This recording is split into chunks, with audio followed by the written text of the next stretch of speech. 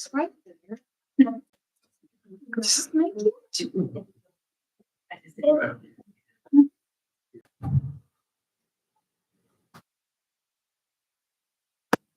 All right, ladies and gentlemen, thank you for coming back. We're back in session now. It is 11:09, and we'll start with G, ordinances, resolutions, and zoning.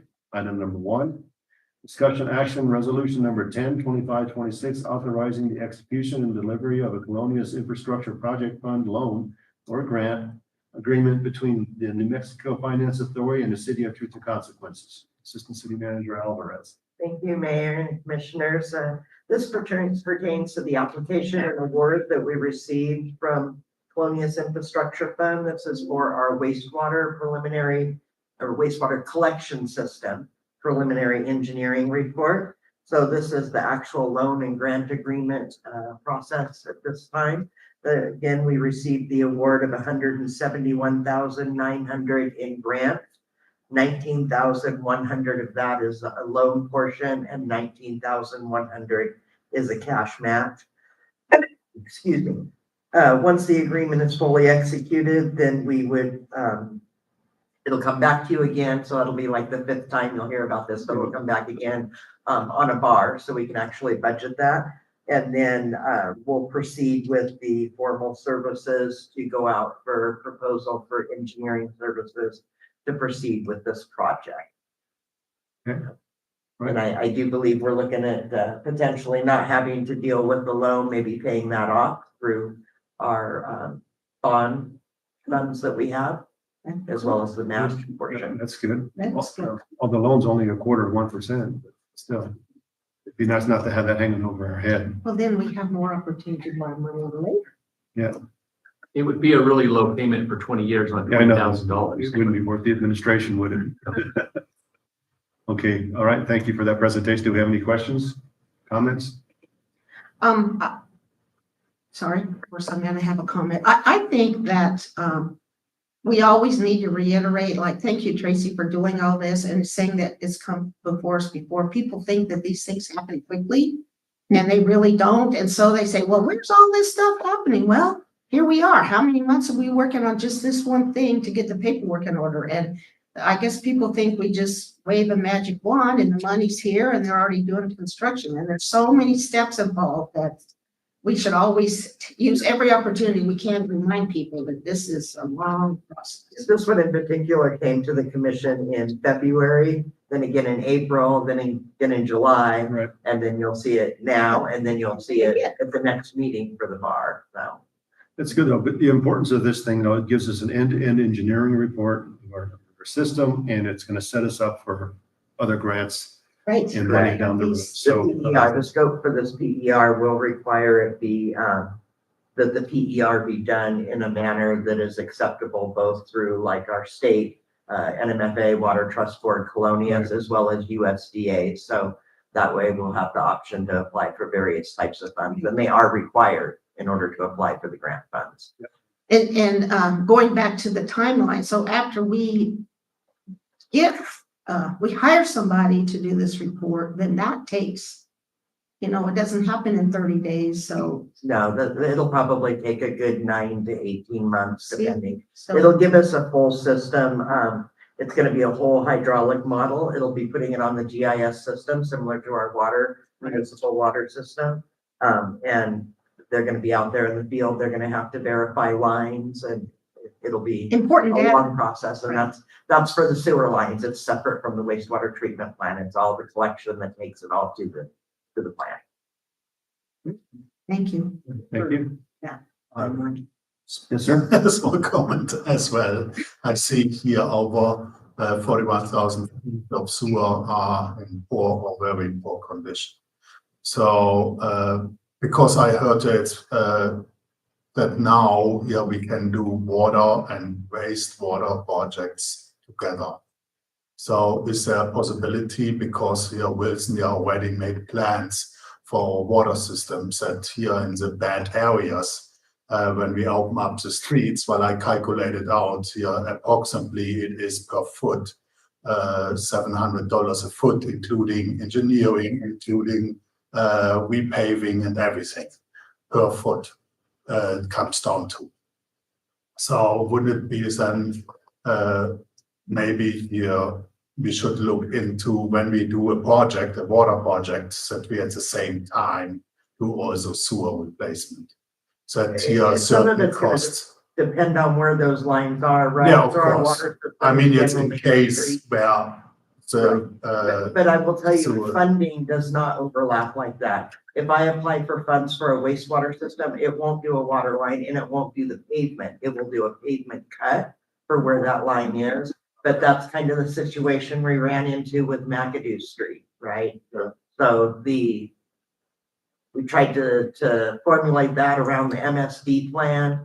We had a funding shortage on the MSD. McAdoo Street got taken out for the water line, so then the city ended up having to pay for that water line because we had already received the Colonias funding for the street repair. And so trying to collaborate multiple funds, if we use McAdoo Street as an example, is not the best idea. I think, trying to yeah, I plan. just wanna avoid here that we are paving a street brand new and then 2 years later, we already start cutting it into pieces. Well, oh yeah, water line, oh, gas line, oh, do at least try when we have now a timeline of projects that here we are pretty much when we are applying for grants, saying, hey, those projects are thing, but the sewer would need also that they would see that at a time we would save some money. It's indirectly. definitely something we want to look at collaborating, Absolutely. but in having conversations with city manager too.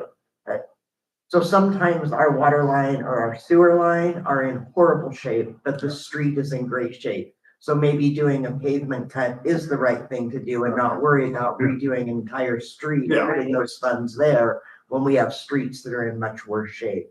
And unfortunately, they just don't always line up. I'm sure. But Usually yeah, they don't. the case, just that we have here maybe.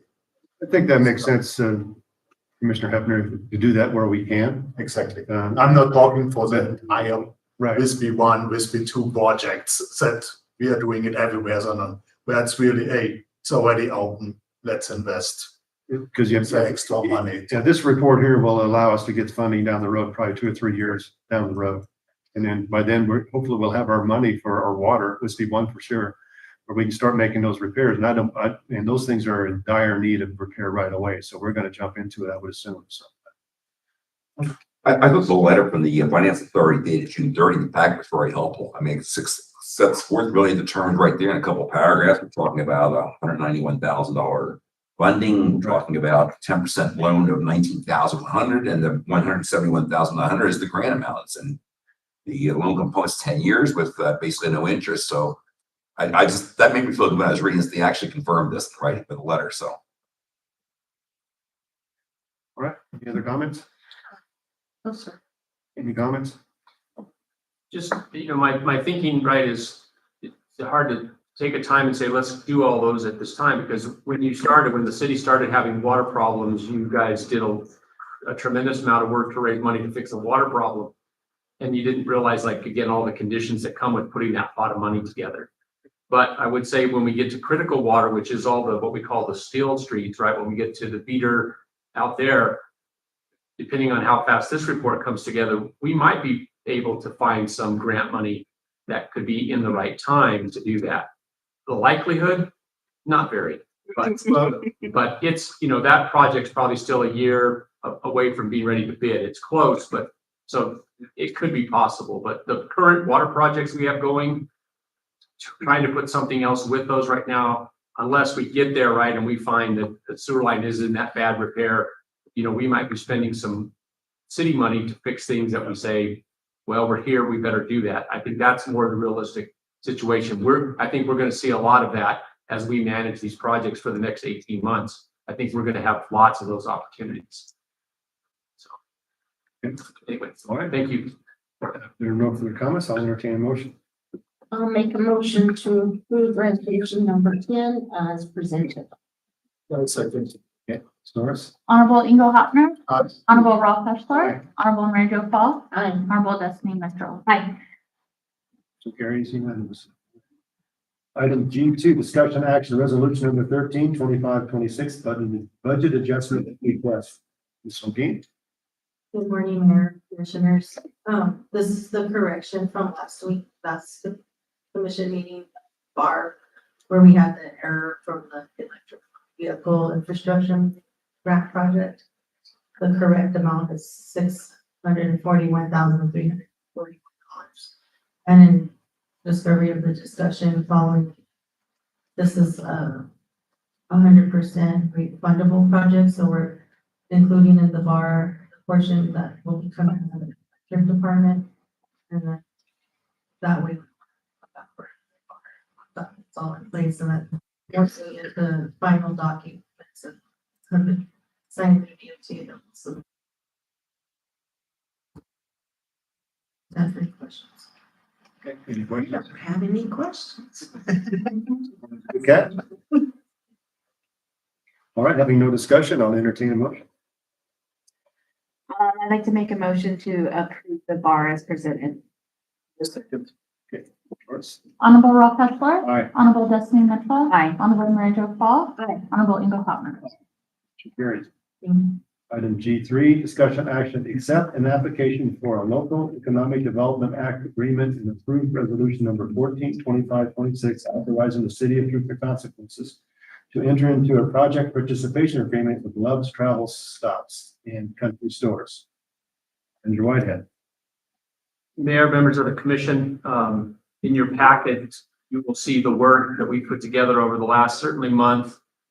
Again, Love's Travel Center, they've been working to get here for quite a while. They've made several presentations. We've been supportive of that project along the road. When we got down to the final real conversation about extending electric, the costs to do so were significantly higher than Love's had anticipated.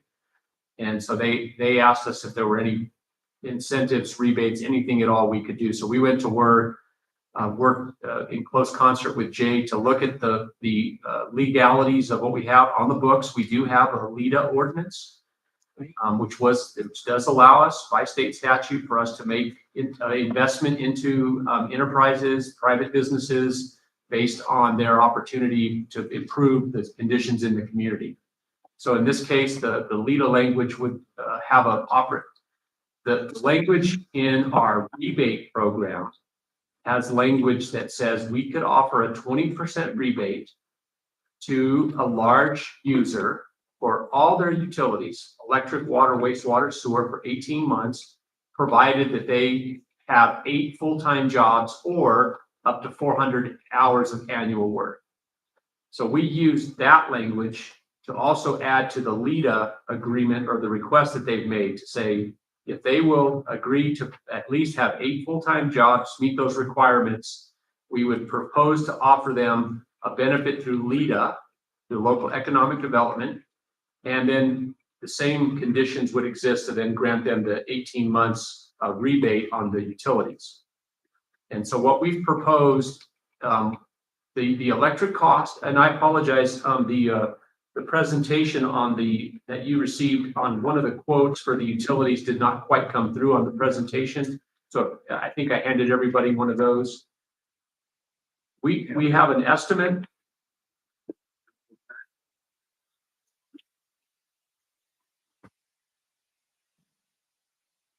It's in the packet. It just didn't copy well through there. So the overall costs to put the utilities from the west side of I-25, that's where our three-phase power ends. We have the service there. That's where it terminates. To run the line from that to their site, we have an estimate of $240,000. That's the total package. We would, the quote that I've given you, we think it's going to be right at 150 to run one phase of the line, which we would want the electric department would like to contract that out. Again, that's working live. It's significant work. It's in a rough area. It's a lot of poles. So we would contract out a line that runs from our termination point due west to a termination point, and that's going to cost about 150. Then our local crews would pick up from that point and run all the way to the transformer on their property, and that estimate was right at about $80,000. In the proposal for our portion of the work, we included an estimate for labor, and we included the transformer. Our utilities director has indicated that in the past, we have provided the transformer at no cost to businesses. Again, they can't have utilities without the transformer.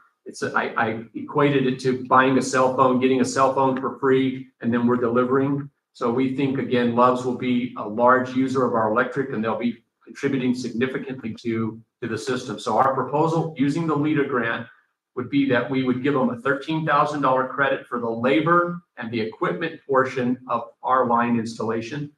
And we would provide them the $31,000 transformer. So that would give them about a $45,000 immediate credit for installing. And so they would pay us just under $200,000 for the installation of their portion of the line. Okay, so that's a number they seem to be comfortable with. But it still would cost them $200,000 to do that. So that's the LEADA portion that we're asking for permission to do. Grant them those two things, the LEADA would allow that. The second part would then be to use the ordinance that we have 2-245, which would allow us to provide them a 18-month credit on their utility bills. I did some analysis. They sent me utility bills from both their Sutherland Park operation and their Berlin operation. They run somewhere between $7,000 and $11,000 a month in utilities at both of those places. Our utility bills at a couple of our large producers here are consistent within those numbers. So again, they would end up with approximately $2,000 a month credit.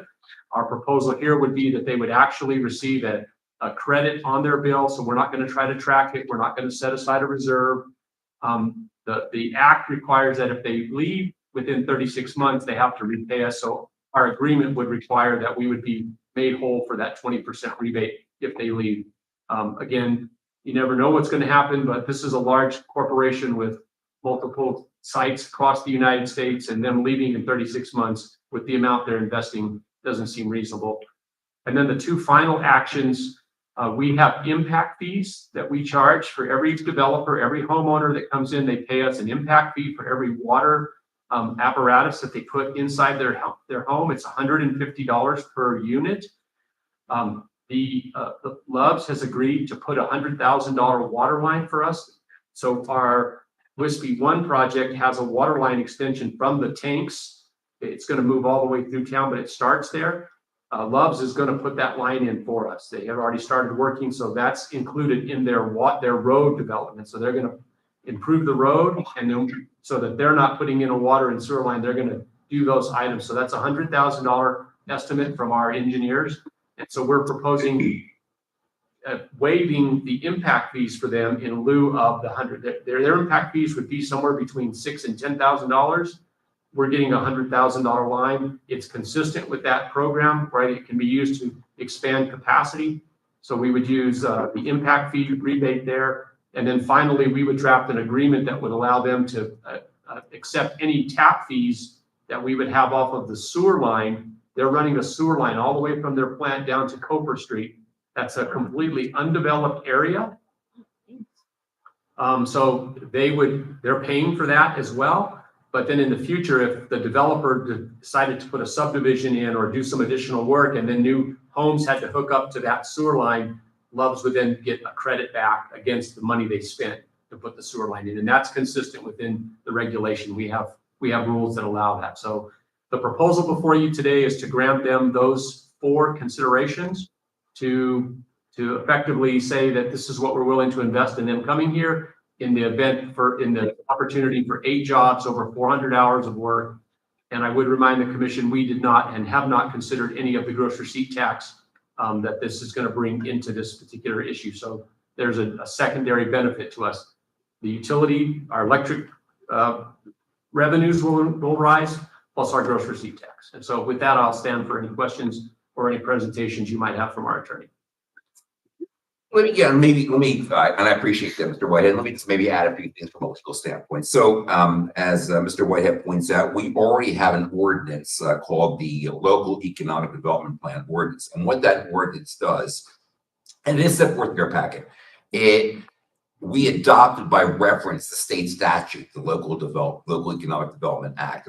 So we've adopted that. Now, what does that mean? So really what was required was that Love's had to submit an application, And the application has set forth really the benefits that we would be receiving so that we would consider what they're asking for. And then the application also then needs to set forth really what they're asking for, which I think Mr. Whitehead's already done a good job explaining that. So I think, Mr. Whitehead, I think really what we're talking about with the action we would be taking today is there's a letter in your file from Love Day, September 5, 2025. It's very, very brief. And again, it talks about the 4 different things that they would be providing to us and what we'd be giving that exchange.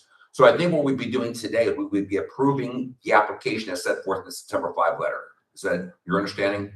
That's correct. We would be accepting the letter as the application. And we would be approving the actual application, I think. That's correct. So we did. And then I think also then the second part is there's also a resolution in the file that actually references a project participation agreement. I think we'd be, and correct me if I'm wrong, I think we'd be approving the resolution, which will allow us to go forward with the project participation agreement. We have a draft in the file, but that may not necessarily be the final draft. So I think we'd be approving the application and the resolution. That is correct. Okay. And the action of the resolution would particularly earmark the items that we've listed as the only items that would be available within what they've requested, and how with the structure of the deal would be created with just the items that you approved today. Correct. And in fact, the draft we have actually even goes so far they even say that. So yes. Thank you. Sure, I'll go first. Well, do we have any discussion first? I wanted to, just say, now I think that the city in the past has used, the Lita before. I think they even used it for the brewery, right? Yes. Sure. It's certainly an excellent tool for cities to help with economic development. And so I think that's a good thing. And what Loves is willing to do to work with us is outstanding. And I think besides a benefit to Loves, we as a community and as a commissioners need to, the advantages to us for the long term to have those utilities over on that side is only going to help us grow. And so I think those 2 things are a big benefit in having, and I said when she came before, my sons who tell me all the time what I need to be doing as a commissioner, they've been telling me for a long time to have a truck stop here that is big enough for even our local ranchers with a long gooseneck trailer. It's really hard for them to get into, get fuel, and having that ability, just that alone, I think will be a benefit to our community. But what the Loves can do to enhance our community financially and the jobs that they're going to bring is going to be a win-win situation for us. So I don't see anything detrimental in what they're approving this. So that's my opinion. I agree. Well, there you go. Okay, any other discussion? I appreciate your discussion on the letter, because the letter outlines everything that you've asked for and that you've outlined, so that covers it. So with that, I'll entertain a motion. I would like to make a motion to accept the letter of application for Love's Travel Stop and approve resolution 142526 as presented. Okay, I have a motion. Do I have a second? I second. Motion and a second. Doris? Honorable Destiny Mitchell. Aye. Honorable Mary Jo Paul. Aye. Honorable Inga Hopkins. Aye. Honorable Ross Hashler. Aye. Motion carries unanimously. All right. Move on to new business. Item H1, discussion action series 2025 general obligation bond. Welcome back, Mr. Valenzuela. You're right. Mayor and Commissioners, good to see Whitehead. Good to see you. So I handed out a presentation. We'll go through this. I'll be very, very brief. On slide 2, I just wanted to kind of take you back to the general obligation bond question that voters approved in 2022. And the question was broken up actually into 2 questions. So requesting their permission to tax their property and pay for these bonds, $1 million for transportation, and then up to $2 million for water improvements. And both of those questions passed overwhelmingly. State constitution requires that a city ask permission from their voters before they can sell debt against property tax. But having approval from voters then allows the city to implement a program where they would impose a property tax every year in order to make the annual payments. And so that amount of property tax is not limited frankly in any way. If the tax needed to be 3 mills, it will be set at 3 mills. If for whatever reason something happens with property tax and much of that revenue falls off and the tax needed to be 10 mills, it would be set at 10 mills. But I will say, and the state of New Mexico sets that rate every year, this time of year. The county commission, I think, is acting this week to actually formalize those rates. And so what I wanted to share with you on slide 3, if we can just scroll down, and as assertive as I was about the state's role here, they do have the statutory authority to set those rates. They do reach out to your city manager, and they also reach out to me and ask our view of what the rate should be. So on slide 3 is just the analysis that we prepared to support City Manager Whitehead in making this decision. And what you can see at the top there is what your new assessed value is, and I'll get more into this in the next slide. But it grew by about $2 million to roughly $125 million of assessed value. That's residential and commercial property. The current tax rate is 4.5 mils. And Santa Fe was coming in and proposing to increase it to roughly 3 mils, 5.26 mils. Mr. City Manager Whitehead had guided me through the process and just letting me know that the community would not support an increase. I also shared that view. And so we did this analysis, shared this with local government division in Santa Fe. We compared their analysis in terms of how much revenue would be generated from the tax rate they were proposing compared to what we believe the rate should be, which was 3.5 mils, which would be a full 1 mil reduction from the current rate. So, and DFA, local government division, did support the city manager's recommendation here, and they agreed to set it at 3.5 mils. Now, if I could take you back to that first conversation when this commission approved going forward with voters, at that time, we communicated that we believed the rate should be about 3 mils. And we're moving to that place. So I think we're going to get there in a year or two, depending on where this commission wants to go.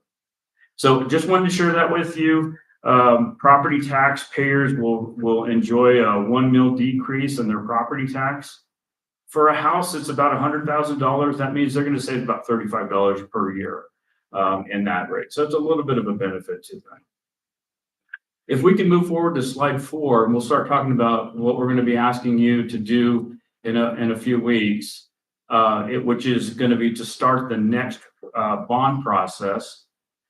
What you're looking at here is just the history of property tax within the city. And you can see the difference between residential and non-residential, and then the city as a component of the larger county, and then the total valuations right there in the middle. And you'll see that there's been a good increase in growth. I think City Manager Whitehead and Ms. Alvarez, the work that they've been doing with you to have all this investment on the infrastructure is you're certainly seeing that starting to pay off within the community with growth in those assessed values. And back to the constitutional limits, your bonding capacity, gross capacity that you can ask voters for more support, right now is almost $5 million. When we went in 2022, it was about 4 million. So you can just see that just in that couple of years time frame, it's grown by more, almost $1 million. We've already sold the first 2 tranches or the first 2 series of bonds. We do this every year. So currently you have 1.325 million of debt outstanding. So your net capacity. If this commission said that they wanted to go back to voters and continue to do this general obligation bond program, where you get a little funding to support larger projects or larger project funding from either the federal or state government, you could ask voters for $3.5 million pretty efficiently. And again, and I'm going to show you some numbers here shortly. You could ask them for more support for another question without raising taxes. So it would still be at that same level. Let me prove that to you on slide 5. And this is the bond program sort of in full with the projected items that we're thinking about, well, not thinking about, that we'll plan to go through here in the next 2 years. So you've sold the first 2 of 790,000. I'm here before you today to let you know that, working with City Manager Whitehead, we would like to come back to the next commission meeting and start the process to sell these bonds, likely to the New Mexico Finance Authority. And we'd like to start that at the 24th September meeting. So that would be another 790,000. And then in 2026, whenever City Manager Whitehead lets me know, we would sell the final 630,000 for the full 3 million. That's also a good time for this commission to be talking about whether they wanted to go back to voters and seek additional support. And so on this table, what you see here is we're projecting forward with no growth. And you've seen that your assessed values have grown from year over year with no growth at 3.5 mils. And if you look at the far right column there with excess revenue, what I'm showing you is the amount of property tax revenue that's being collected compared to the current and future debt payments that we anticipate. That you're in the positive. There's one negative year there with roughly $7,000 negative. That's going to be covered by any of the unspent cash from prior years. So it looks like you have what this right-hand column says is you have capacity to afford the next 2 bonds. And frankly, if you want to go for an additional question to voters, you'll have the capacity to do that. So with that, I'll stop, answer any questions. Again, I don't want to lose focus on why I'm here, which is to let you know that we'll be back in a couple of weeks with the bond attorney to start the process for that final the third tranche of 790,000. So thank you, Mayor and Commissioners and Mr. Whitehead. I'm happy to answer any questions. Okay, thank you, sir. Do we have any questions? No. I think we're good. Thank We're you for good. your presentation. Thank you.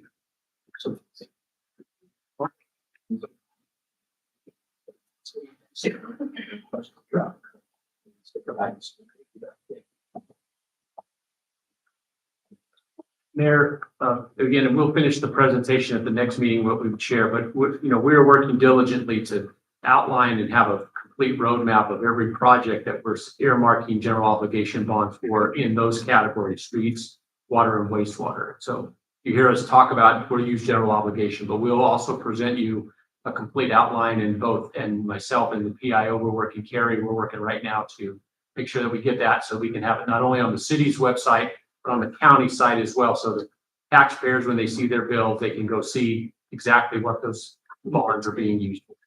Okay. Thank you. Any further discussion? Okay. No, I'll leave it to you. Mr. Mitchell. That's my turn, yeah. I'd like to make a motion to approve the Series 2025 general obligation bonds as presented. I'll second. Are we going that far? I thought all we're was approving that you're, I think according we're to the agenda, we're just approving Mr. Whitehead to work with Mr. Valenzuela. Are we? Go to recommend. That's correct. Yeah. There's no action at this moment. Yeah. Okay, We need to bring forth all the documents and Okay. the Yeah. ordinance. okay. You gotta bring it, then you approve it later.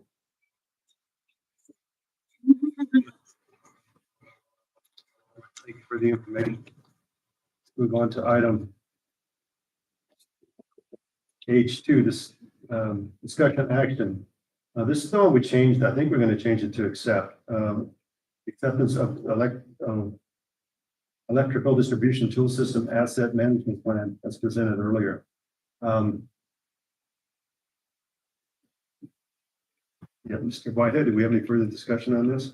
Mayor, members of the commission, I think not. Again, the engineering firm has finished and concluded their work. They have presented us. Again, the document I had was in draft form. I think today they were prepared to give us their final report. So proper action would be to accept that report as you paid for, and then instruct us as to what action you want us to take next.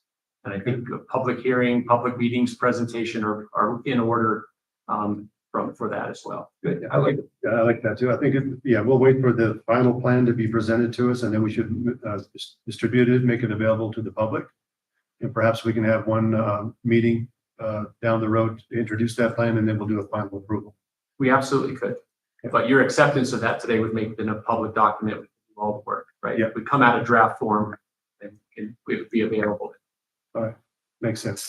Okay, all right. I'll entertain a motion. I wanted to ask Gary a question about the impact fees and all those costs, the things that we need to do. And I don't remember exactly about impact fees, but can we use those for electrical work or it's only water? Mayor, members of the commission, the impact fees only at this point cover water and wastewater. And Is they that have by to be our used. choice or by law? I haven't gone to look to see how the city put that impact fee ordinance in place, what the concept was. We'd have to go back in time. It's been on the books for a minute. I've not done that level of research, but I would think impact fees for total electrical or total utility system are probable and possible. So we could certainly explore that. I just thought for future growth, if we could collect impact fees for, not Love's, but somebody that's tying in and we have to extend the line, wouldn't that be another way to recoup some of our expenses? And Tracy's just whispering in my earbuds was saying it would require the impact fee study too. So we would review what the opportunities are, and then it would require another impact fee. Remember, we just did. canceled the impact fee study because it wasn't necessary for just water and wastewater, right? The commission had the ability to say, we'll continue. We think the fees are fair and reasonable. Our growth is consistent. We haven't seen a lot of growth, so we could do that under that. It would then require a study. But just something to think about Sure. for the future. I would say as it relates to the study that, again, looking forward to you accepting, it's a good report. It's a very detailed report. I think you're going to enjoy seeing it. It's clear. Sitting and hearing the presentation, it was easy for me to grasp the concepts. Just like he explained, he did a good job with me as well. And again, there's 4 pages of goals and ideas that they have for repairing the system from easy short term to mid, like I said in the presentation. So it's going to provide us a good roadmap for Bo and I to develop work processes and those kind of things. So I think we're excited about it. And then I think the GIS portion, Bo just shared with me, he's finally received the digitized copy and that's going to be significant for us to see all the mapping. So I think you will enjoy it. I think the public will enjoy seeing the level of work done. Thank you. Thank you. All right. Any further discussion? All right. May I have a motion? So hopefully I say this. Or would you like me to- The way you want it. I'd like to make a motion to accept the electrical distribution total system asset management plan as presented by T&D Services earlier. You want to go forward there about the fact that we're going to be reviewing the plan for final approval later time or? Approving the presentation. Yeah, I'm not, I think we'll just, we'll accept it with the stipulation that we distribute the final report to the public and then have a future public meeting. to consider approval of that. Okay, I like that. Did you get I got it. I have it at home. Okay. Honorable Destiny Mitchell. Honorable Mary Jo Falls. Honorable Angela Faulkner. Honorable Ralph Ashford.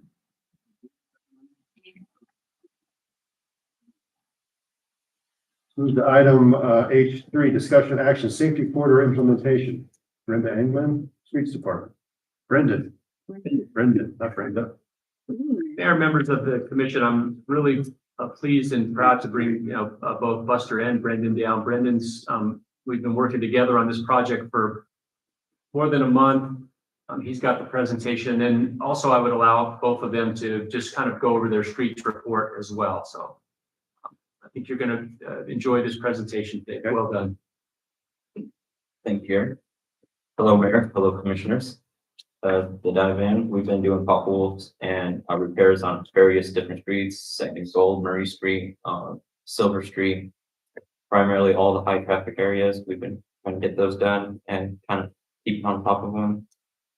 We've also been trying to keep up with sweeping, but unfortunately, like Wyatt mentioned earlier, that our sweeper had broke down and we're currently waiting for parts for it. It's just some simple bearings and rollers, so it should be a quick fix, hopefully. We've been partnering. Excuse me, is that the least one? No. So that's the one that we, Yes. who? We have been partnering with a rental company to secure a sweeper for a month, or depending on what we agree on. In the sense of, money wise, hopefully we'll get a vacuum sweeper to help, kind of suck up the finer dirt in the downtown area, kind of our sweeper kind of leaves smudges and stuff, so hopefully that will improve that. We're anticipating the arrival of a new water truck. I mean, we've been going around in circles with this for 2 years, but they said that it will be here within a week or two. So kind of excited for that. We can get roads done a lot quicker and a safely manner. Yeah, we've been also working on the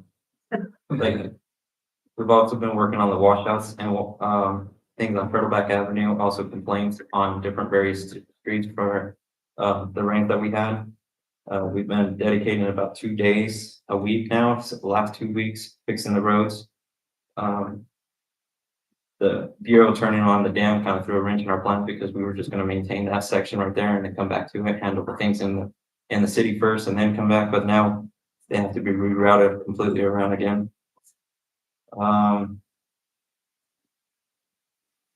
And then pretty much just been working on the safety corridor. Also getting one of our employees, he's got a CDL permit, he just recently acquired that. And we also hired on a new guy named Larry, and he's doing really well too. So with that, we can jump into the presentation for the safety corridor. So basically, the safety corridor implement is just making the community just a little bit safer. The purpose of the safety corridor reduces crashes and improves safety in critical infrastructure zones. We got the fire department, the hospital, the assisted living, the school zone. They're all stone throw from each other. So just if we can implement something to make it a little bit safer, because I always see people walking there. I always see tons of things.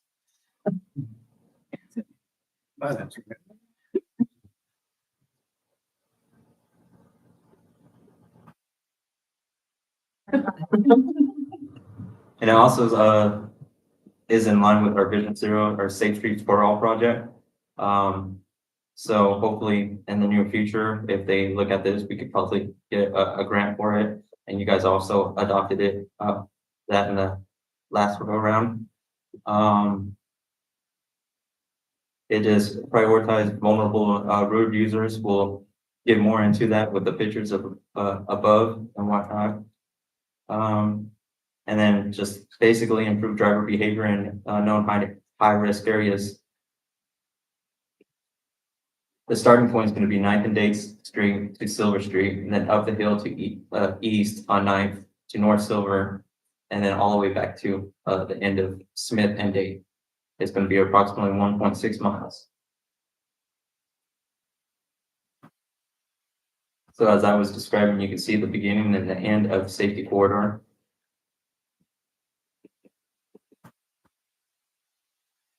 I don't know if you guys can see it clearly on the computers, but all those red circles indicate intersections. We got, and it kind of cut off on this wide view, but right there by the fire department, we got an intersection that when these fire departments are fire department gets calls, they're thinking about what they're doing right now. And then, so if we can just implement, hey, be a little bit more cautious around here.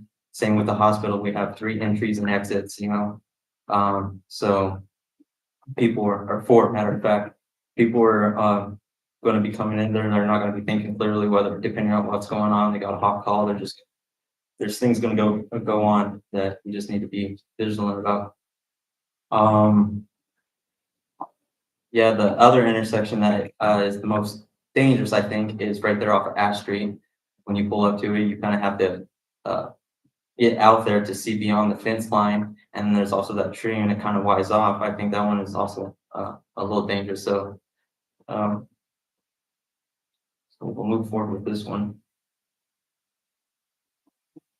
The hospital zone, assisted living zone, and speed limit, school speed limit zone will be all 25 miles per hour throughout the majority of it. We're going to implement 15-mile-per-hour school zones when the school's active and there's kids around. But other than that, we're going to just keep it 25 throughout.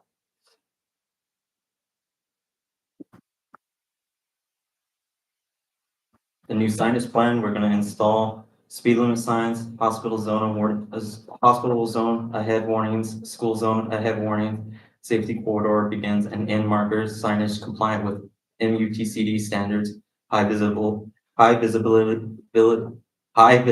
reflective materials for night safety used to inform and remind drivers about the increased risk and rules. I have a question on that, Kevin. Yes. Are you gonna have the flashing signs that are like on a timer that say 15 miles during the school day, or is it just gonna be a solid posted sign? At the moment, it's just going to be a solid posted sign on the intersections of where the school zone is going to begin. And then we also have those radar feedback signs Okay, that we can add additional messages to as well. thank you, sorry. As I mentioned before, it aligns with the Safe Streets for All alignment and in the support or in the manner of calming measures, safety improvements, community health and accessibility, and data-driven safety improvements. Coordination with the local police department. We have the automated speed monitoring signs, evaluation through a crash data and speed studies, which the Safe Streets for All has done. Known for implementing, and New Mexico is known for implementing some of the earliest safety corridors with high visibility enforcement. The benefits of community engagement will be just basically building trust with the community, showing that we do care about these infrastructure zones, and that if they get implemented, people stop speeding, they can see a difference. And if we enforce the law a little bit more, be a little bit more stricter, we'll build community trust through that way. This is just a pretty cool little statistic with New Mexico implementing the safety corridor. They saw a 20 to 50% reduction in fatal crashes within a few years of enforcement. And granted, these populations are a lot higher in these certain areas, but I mean, it's better to have it and not need it, and so on and so forth. The signs are going to cost roughly $300 to $700 each. Signpost amounts going to be $100 to $300 each. Signage only is roughly going to be $7,000 to $8,000, and maintenance every 3 to 5 years. Replace damaged signs and clean and inspect. The total length of this project is to take 1 week, depending on things such as shipping and availability. And I like this is actual data pulled from the radar signs that we have over there. The left one is pulled from the curve going around on the west side of the elementary entrance. As you can see, there's 21,204 people that went there within a short amount, 3 months it looks like. And a majority of them were going 16 to 20 and 21 to 25. So, in all honesty, a lot of people have been driving responsible. You get your, occasional 41, 45 mile per hour drivers, but those are probably just kids testing it out. So, but yeah, I like the statistics here because it just shows that everybody's kind of staying in a responsible range, especially if we implement 25 mile per hour throughout the whole road, except during school hours. I think we'll be pretty good. Yeah, thank you. I stand for any questions. Thank you. Questions, comments? Of course, I have comments, but mostly because I live over there and I drive both of that whole safety corridor several times a day sometimes. And, chief, most people speed on that road. From the hospital, from Ninth to Dayton. I'm one of those speeders, I would say. 25 miles an hour, that's gonna be a big change, and I would say you probably need to watch that, because 35, 40, I'd say we all drive really fast. There's no stop signs, there's no, everybody goes fast, and please don't ticket me while I'm riding out myself, but I would say a lot of people speed on there. They go fast coming down from the hospital through Silver, because you get on that hill and you just start speeding that way. About after you get to on the top of that hill, whatever side street that is, then I mean you can't hardly speed because the road turns so much. But reducing the speed and having posted limits is going to be a good thing. But I think that change for most people is going to be hard to remember. But there is a lot of traffic, you know, of course we know during school hours, but during the middle of the day, there's just a lot of traffic on those streets because there's so much activity going on over there, and reducing the speed limit is going to be a good thing, but The speed limit is currently just 25. I thought it's 35. No. Okay, well then. You're going over. Myself that work.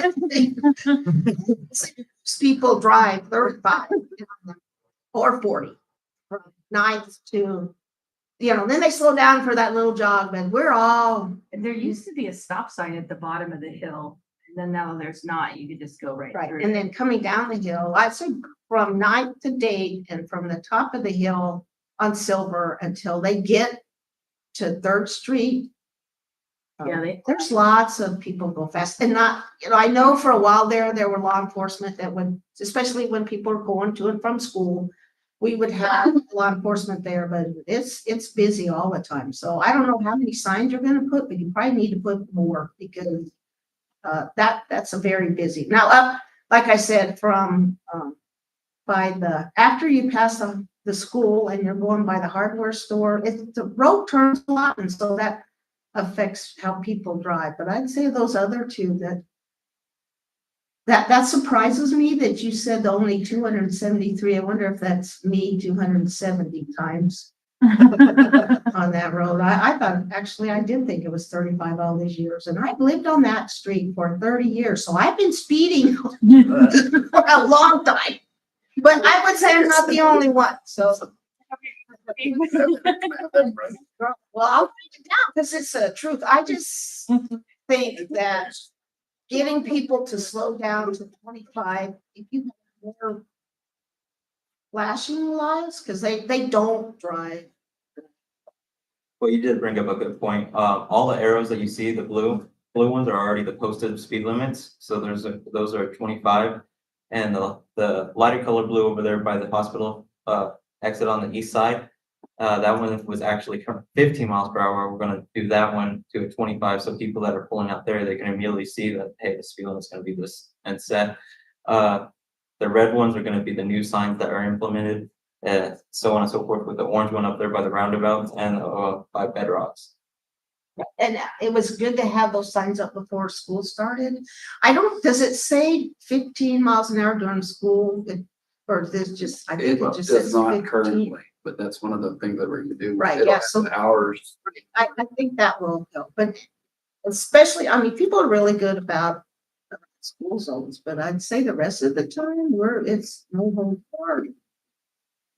You should probably investigate other people other than myself. Mayor, let me just remind so that it doesn't get lost that we're changing the speed. The speed limit through the zone is 25 and 15. What we generally have is we have some alignment issues. We have a 15-mile-an-hour sign that's really misplaced. It's between the hospital and the nursing home. That needs to be corrected. And then primarily what we would be doing in the safety zone would be just outlining that it is a safety corridor. And I would ask the chief to come up and comment on the law enforcement side. So again, we're not looking to add, but it could be enhanced enforcement, items like that, where again, if you are driving 35, instead of getting a warning, you might get a ticket. But I'd let the chief kind of talk about the enforcement side. But really all we're doing in the zone is clearly identifying the 25 and the 15, making the school zone signed properly, making it clear, and then enhancing the utilization of technology signs that the street department has implemented, which is the data. And potentially, we're working, we have one sign that the street department has. The police chief has talked about, we might buy a second one, and we're able to move those every 90 days. So this might be a street on the lower side where we put these to get the same level of data. Rich, I would say to the commission, if you looked at the data, I was encouraged to say of 21,000 drivers, only 4 drivers drove faster than 40 miles an hour, and nobody faster than that.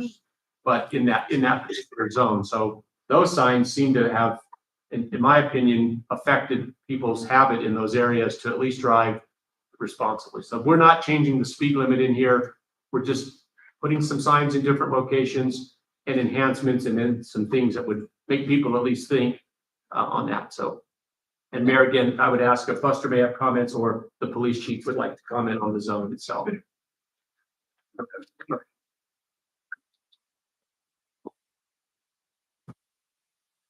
Right.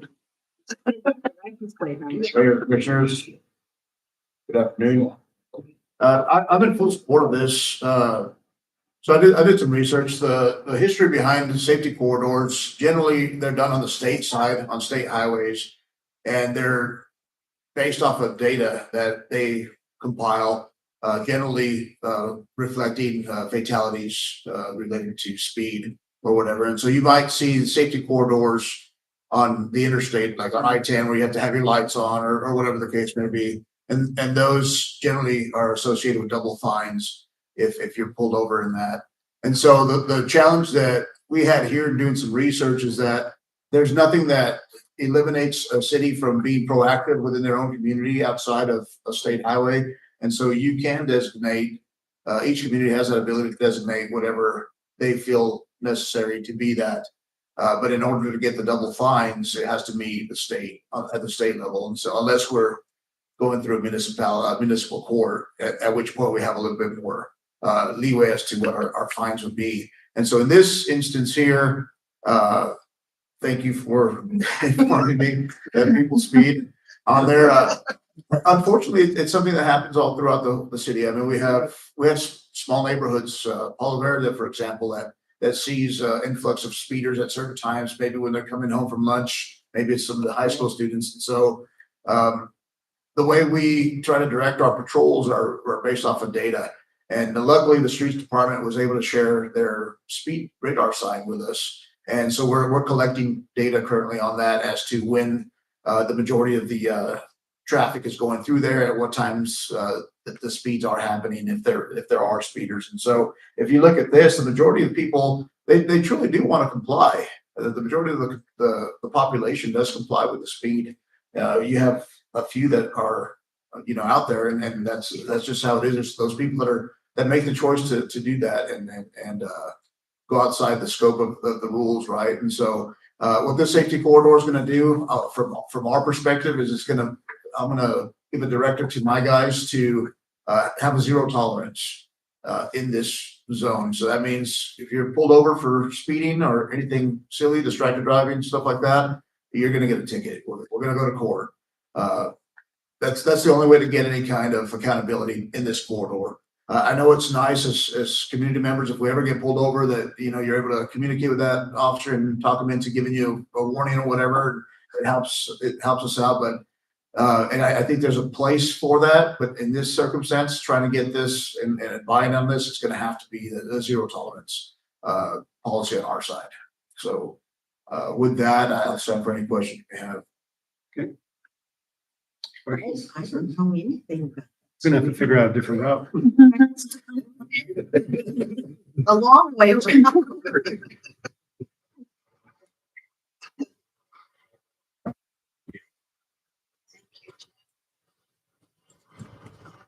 Okay.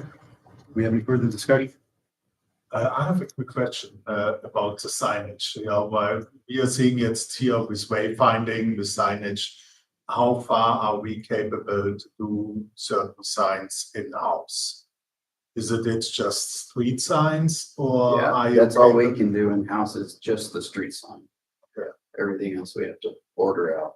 What else? It's outsourced.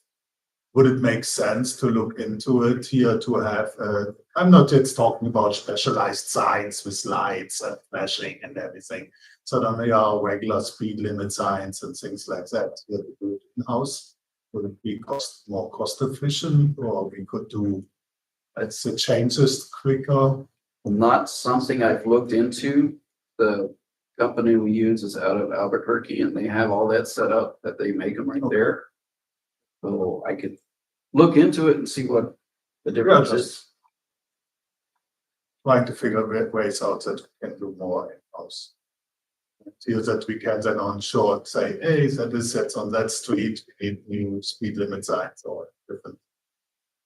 Have you seen the Like, current signs that are up there on the road, on the school zone roads? yeah, Yes. And then are you talking about something similar with that, like the all around, or just Regular signs. just regular? Stop signs. stop signs, speed limit signs. So regular that we are just here capable to do some stop in-house. And generally, we keep a decent amount of stock when we're able to specialty signs, but stop signs, yield signs, speed limit signs, we keep in stock. Okay, perfect. Thank you. Yes. Mayor, members of the commission, Commissioner Huffer, I would say if it was a misunderstanding, the team is fully capable of replacing, standing up a pole, any sign. I mean, Okay.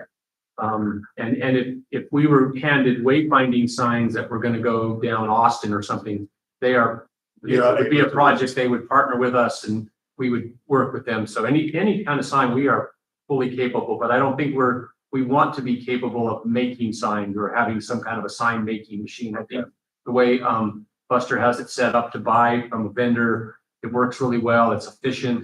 They're not expensive. So, but certainly your vision should be that this team is fully capable of Yeah, doing mostly anything it's as an installation as well. short of on Date Street, right, which is the Department of Transportation. So if there's a sign on Date Street that's out, they would contact DOT and NMDOT and they would come and replace that sign. But other than that, they can do it. They can do everything. Okay, perfect. They're good. We have a motion. I'll make a motion to approve the safety corridor implementation plan as presented. One second. Honorable Mary Jo Paul, Hi.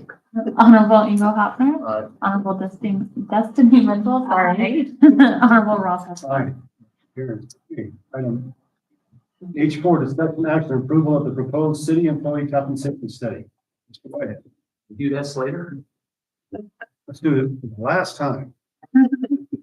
We still have a little bit of work. Mayor, members of the commission, we're here as agreed at the first meeting in September to bring you our recommendation and proposal to implement the comprehensive study, the pay plan study that we put together. In your packet, I gave you somewhat we took as key points from the presentation. You saw what the intention was. Again, as I've expressed to all the department heads, our intention here wasn't to find a way to give everybody a raise. It was to find a way to come up with a compensation package that met standards, markets, was competitive, gave us an edge to be an employer of choice. And that's the challenge that we set out to the consultants, and they brought forward that plan. In the interim, since the presentation, finance has worked a little bit with us, but Alona, with Human Resources, and myself have spent hours. We went through every single employee. We looked at every single dollar. We looked at every single recommendation that the consultant made. They provided us. So the base idea behind this study is what we call a payroll calculator. So you can take a look at the structure. If you could pull up continue down a little bit. Let's get to here. Let me look at this one. This is a good example. So let's look at NE1. So that's non-exempt employee level 1. What this chart really would tell you is that the lowest employee that would come to work for the city would earn a rate of $13.25. If you go to NE10, the highest rate that a person could make would be $47.69. That's the range. The reason I point that out is the calculator would take an employee that would fit in the any one category. Alona has the ability to take any education, training, anything that that person brings to the table, experience, put it into the calculator, and then it develops a number between 1325 and 1855 and allows the human resources in the department head then to make that employee an offer. They might have no experience, they might come with nothing, it's a 1325 an hour job. They might have a ton of experience and it could be at the higher end. And then at that point, the payroll calculator would then do the calculations on an annual basis to figure out what the next step is based on their year of service. I talked to you a little bit about cost of living and those kind of things. Again, a cost of living increase would happen through the budget process. Finance, we would make a recommendation to you and say, we think we need to give the employees across the board a cost of living raise. That would go to the employees and also to the chart, right? That's what the consultant said. But annual raises would happen through the calculator, and that's the way it would work. So if you're employed at an NE2, the calculator would then tell us what that rate would be. How it's relevant to our discussion, Alona took one more step and put every employee, not only did we look at the consultant's idea, what they thought we should pay based on the market, she put somebody in case that we didn't have an education. We had an employee we found that had a master's degree. They didn't have that information, so that employee got another step of compensation based on that. So that's how the payroll study will work going forward. Okay. We also asked you when we did the study, if we were able to implement the study, we would put together new job descriptions. So we met with every department head once we had assessed the number, once we had decided what we felt like the calculator was going to give us. We met with every department head to review it. And then we asked every department head to take their job descriptions and take a moment to say, if you have a chance today, clean up your job description. Tell us what you think what it says that we don't need to be doing and what it doesn't say that it should say. So over a week, they have those and they've presented those to Alona. So we are in the process now of finishing that process. That process is not finished. That's a lot of work and we just couldn't get that to the finish line. But again, those new job descriptions will be done.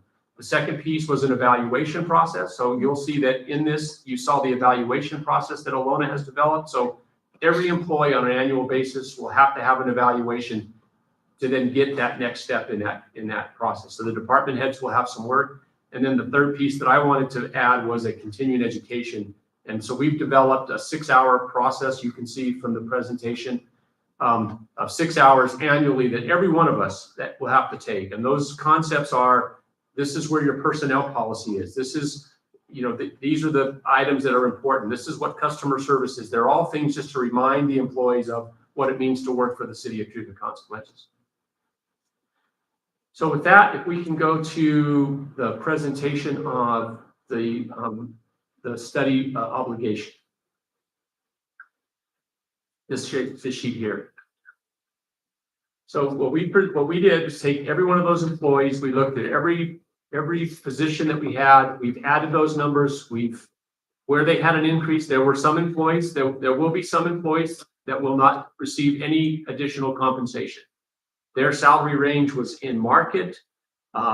Based on some changes, they may have been maybe a little above, so they're consistent. But every one of the employees is now inside that highway, right? We brought everybody up to a standard. I pointed out NE1. We only have 2 positions in NE1 that we would employ in. Otherwise, everybody is NE2. So realistically, the lowest rate you might make for the city would be $14.58. And so we've moved that. If you take a look, we budgeted $10,495,571 is what our final approved budget was for payroll this year.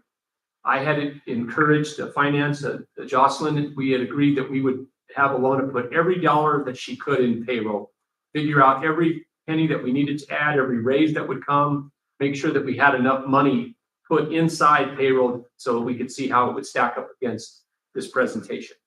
If you remember correct, the consultants indicated that we would spend somewhere around $240,000 to bring everybody up to a standard and then deal with compression. So we would move that. I always like to go to the bottom line because it's probably the most exciting. If you take a look at the bottom right number, it's $71,819. That is what it's going to cost us to bring the payroll study into action within the city. Now, you might say, how did we get to that low of a number? Well, we did several things. We've had 2 longtime employees retire. Those 2 employees, by their retirement, created some savings. We had budgeted for them. Now we're budgeted a lower number, so we had some cost savings. You can look and see at the police department, there's a $58,000 savings in changing some employees that were part of that in that structure. So there'll be a cost savings there. You can see in streets department, I have 1 position that wasn't filled. I felt like I was going to have to take that position away. We called it a street sweeper. I thought we might need to take that off the table and make 1 less employee, but what we were able to do was cut it and make it a seasonal employee. So hypothetically, Buster would be able to hire someone that could work either streets or street sweeping. We really want to get to some kind of a street sweeping process, but so we were able to keep it as a part-time position, but that found us $12,000 in savings. If you go down to electric, we had the same situation. We had a longtime employee retire, so that'll produce some savings by us hiring at a new position versus an older position. And then the big savings can come in water and wastewater. In the water and wastewater department, we had a supervisor position posted for both water and wastewater. Both of those positions were $90,000 positions. Currently, my vision for that is to run it with our consultant and then 1 supervisor. Jamie is really running both sides. So we didn't need the other $90,000 job. So we were able to cut that. That saved us a considerable amount of dollars.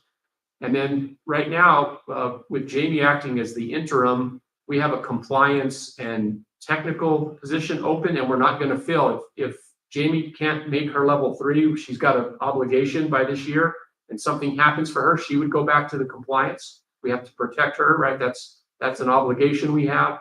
And then we would hire potentially another supervisor. But if she continues on the track and passes, then we would potentially move that person into the administrative assistant job where they could actually take the compliance part of the house. So we would have some savings there.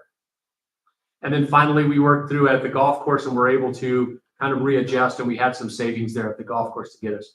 So if you add the savings up against what we have to budget, we are at about $240,000. But by budgeting so much in the final, we have enough cash in the budget to make the payroll system function and make it work.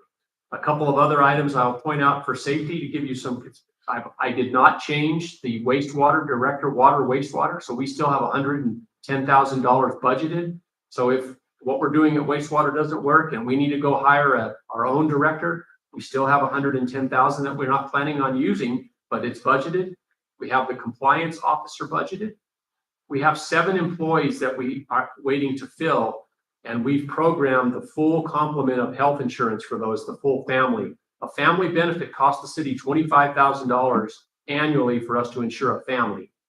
And so we have 7 positions where we have $26,000 budgeted to pay for their health insurance. If somebody comes on and doesn't choose to take it because they have health insurance from another provider or they only want it for themselves, we would see. So we have over $270,000 that we think is unspent dollars within the budget that we have set aside. So we feel like we have enough space, we have enough comfort to do so, and we would only need to find $71,000 to implement the plan. And so at that point, I'll stand and answer any questions. Thank you. Pretty darn creative.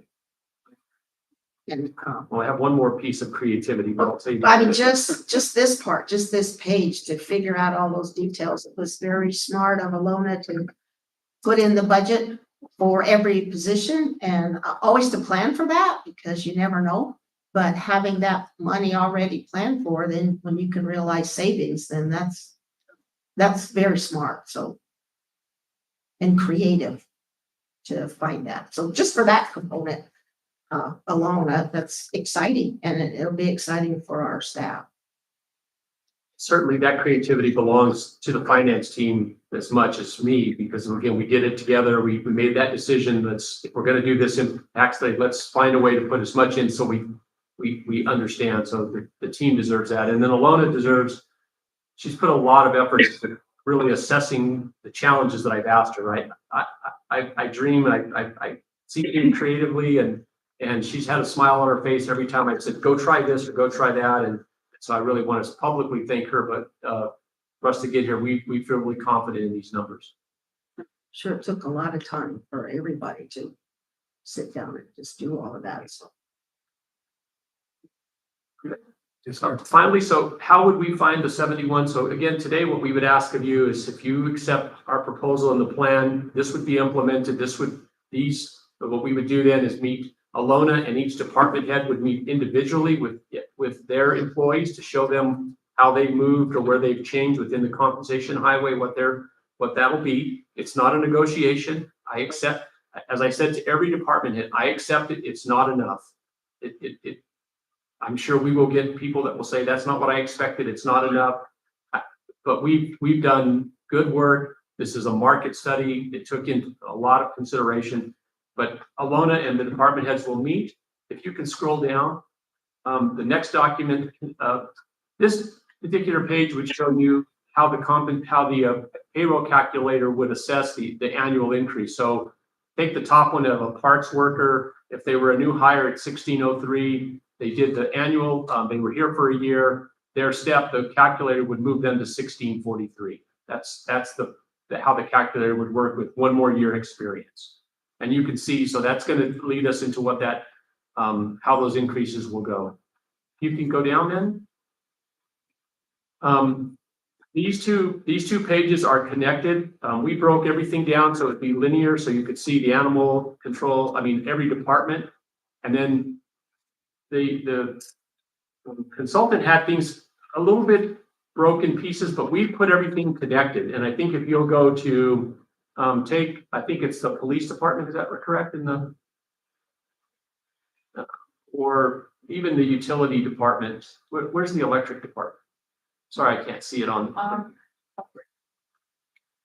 There we go.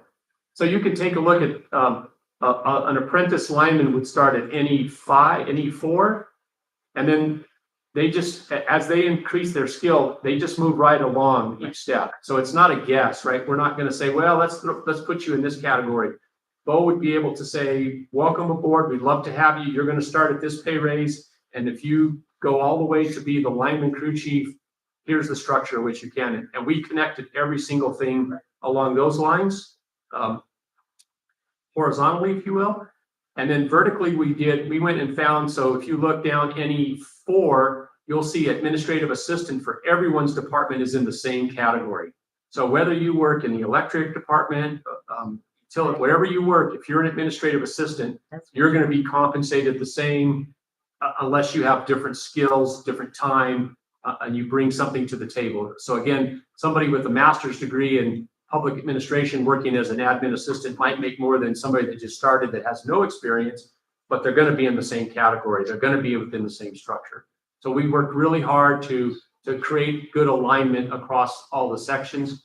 And then finally, also in this budget, we put in for the seasonal workers as well. So if you approve the plan today, we won't be coming back to you to ask us to give you 10 employees. We found the 10 spots, put seasonals, and then we put seasonals in two categories, NE2 or NE3. If you're working anywhere else, parks, roads, golf course, you're going to be an NE2. That's what we're going to pay you. If you're a lifeguard, because you have to have that additional certification, you're going to be NE3. We created 10 spots to do so. And again, in those, we might actually do 20 part-time employees next year just to give us a bigger pool. But we've also planned for that. Went across, there's a few folks in the police department, just so somebody might have said, well, you didn't take them because they had a study. We looked at their wages as well. And so there are a couple of folks within the police department structure that will be getting some adjustments within their pay. So everybody was a part of it. We took a look at everything. On the police department, to be fair to the chief, NE7 is the pay for a certified officer. It's at 2341. In his study, it was 2475. I've agreed to hold everyone that has been in training or going through to be at 2475 would be the starting wage, even though this document says it.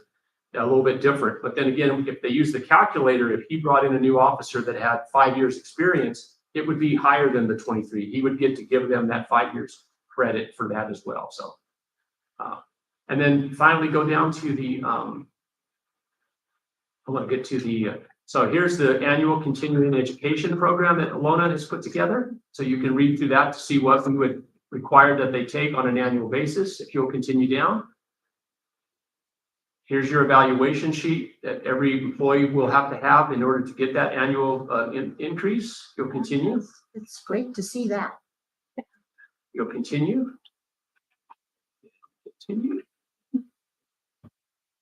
And here's the job description, the new template that Alona has created. Again, we don't have those to present. Right.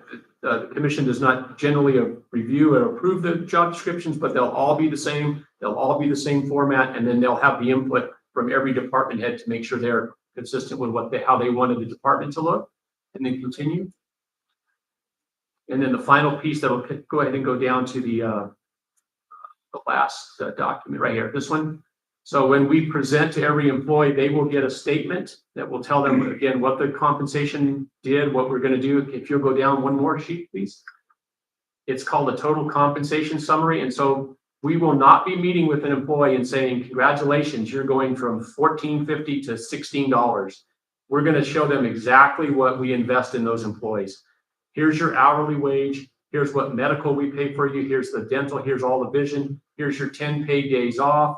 Here's how all these things stack up so that really your bottom dollar is probably $25 or $26 an hour. I know most people need that dollar in their pocket when they get home, but I think it's important that the employee and the public see that we are investing significant amount of dollars into every employee that works here, right?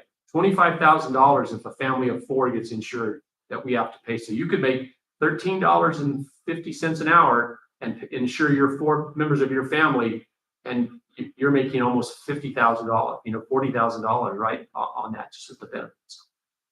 And so the last piece I would say we will present to you in October. We would like to come with the final analysis. And so how would we pay for the $71,000? Well, we would like to propose, I talked to you when we did the budget that we wanted to increase an administration fee from the enterprise funds. So currently, the enterprise funds are not charged for finance. They don't pay for human resources. They don't pay for finance. They don't pay for procurement, payroll, and the manager. There's no compensation for the work that we do. So we want to present somewhere between 0.75% and 1% for an administration fee from the enterprise funds that will generate somewhere between $100,000 and $150,000 on an annual basis. That would then offset our expenses against the general fund, right? So the general fund is paying for finance, for human resources, for my salary, and the enterprise funds are not compensated for that. So we think that's an area. In the interim budget, I had proposed $125,000 to go to the utilities, and I backed that off to $100,000. So this year we're putting $400,000 into operating the utility department, right? They have to collect their money. And so we kind of set that $100,000 aside by not asking for $125,000 in the interim budget. So this is the adjustment, and that's how we would present it. So that's how we would create the 71, actually would create more than the 71 in that process. That's our presentation. I would stand for questions. Oh, it's a good presentation. A lot of work went into that. So appreciate that. We have any questions? Fantastic job. That's amazing. Kudos to everyone who worked on that. It's wonderful to see. That's one of the major complaints that we've had for years was, oh, the city doesn't pay enough money. And my personal complaint was, you don't, if you have education, if you have further training, you're not getting compensated for it. So I think this is brilliant. Will the evaluation have any effect on the salary? Successful evaluation or a poor evaluation? Mayor, members of the commission, I would like to think it would. I would think that we want to empower the department heads, right? So the department head would have the ability to work with human resources to set a salary to make an offer to a new employee, right? We would want the department head to say, this employee is not doing well, and so they're not going to be eligible. So I hope so, right? You don't think about it like that when you're developing it, right? We're excited, we're motivated, we think the evaluation, and we're going to get good evaluations, but I think that's really gonna be on human resources and the department head to say, this employee is just not meeting grade, there's not, and I hope that the department heads feel compelled to say, you know what, we're doing a good thing here, we have a good salary, I need good employees, so I'm not just gonna accept if they have in the past, right? So I hope that that's the way it would work, Mayor, but I don't think that we're looking to make a policy that says if they get below a 3, they can't have a raise. I think we want to say to the department heads, it's your department, we want you to have the tools to run it, you have to do these things.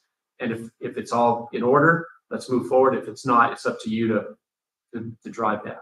Okay, that's a good answer. Right. I agree. I think an evaluation is a development tool. You have to let an employee know how they're doing, and you have to be honest about that. So if you need improvement, then you have to let them know that, and you have to identify where you want that improvement. And the trick is consistency between departments. And if you'll have to have a person that kind of oversees that, I'm sure it's going to be Alona, so that some manager can't say, I have all great employees, so they're all going to get 4s. We've seen that, and so we'll have to figure that out. But that's a good way to deal with it. Sir, Mayor, members of the commission, I would say all of this stuff is communication and a relationship, Right. really, right? Alona, hopefully over the last 6 months, we've tried to make sure that she's in a position where she feels confident to say, let's make sure that's consistent, right? I really want things to be able to be duplicated, and I think we've worked well in trying to make sure that we can do that. So it'll just have to have that relationship to make sure it goes forward like that. I wanted to say that in the salary study, and this conversation is a tremendous asset for our employees, but I think another two valuable tools are very accurate and clear job descriptions, which we've been lacking, and certainly performance plans. We've talked about that a lot as commissioners. We want to, personally, I think that many places, not the city per se, but so many places, and people aren't held accountable anymore, and they don't have performance plans, and that we're settling for mediocre work, and because we're not making people accountable. A performance plan opens the door for that, and doing it fairly. So if they're underperforming, you can write some kind of development plan to help them get to where they need to be. And so you're underperforming, and I'm going to give you a 1. Well, that doesn't mean you're going to be fired. That means, well, we're failing this employee, and so how do we help them do better? And so then you write that up, and then you give them another year, and then, or however long it is, and so that they become better employees instead of just chunking what you've done because, well, I don't like you and you're underperforming. I think having a performance plan is really important. But I also on the low end, but what if you have an employee that is exceeding expectations? Is there any opportunity to give that employee a merit increase because they've gone above and beyond, and they're doing all kinds of things that you want to recognize and reward them for doing an outstanding job? Is there any way to do that? Mayor, members of the commission, unfortunately, there's not.